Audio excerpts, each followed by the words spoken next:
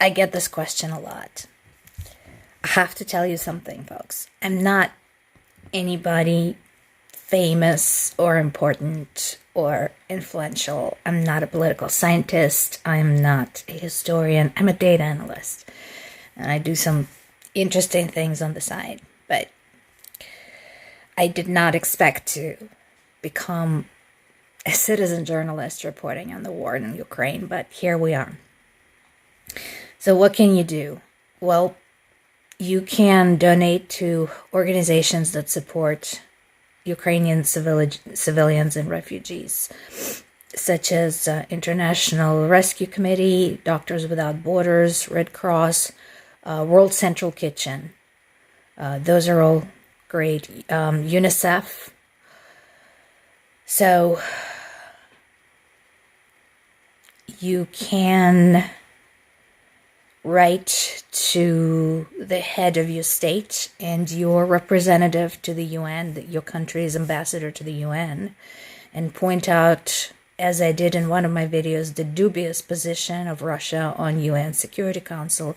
As you recall, I pointed out that the spot on the Security Council belonged to the Soviet Union, which had dissolved in 1991. That spot should have been up for grabs for anyone to qualify, but Russia just slid in and took it, and it's, to me, very questionable as to why it's there at all, because that is not its spot. Russia was just one of 15 Soviet republics, so why did it get to take that particular spot? You can also write to the heads of your state and again to your UN ambassadors, requesting additional support to Ukraine's military. As again I pointed out just recently, even with all of the possible weapons support, part of the problem is Ukrainian soldiers don't always know how to operate the more modern weapons, and B, we're running out of people.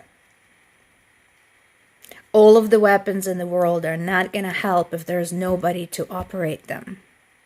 So yes, it would be nice to have UN peacekeeping troops on the ground. It would be nice to have NATO troops on the ground. And to those who say, well, that will prompt Putin to do something really bad, like launch nuclear weapons, he doesn't need a provocation. If he really wants to, he will do so anyway.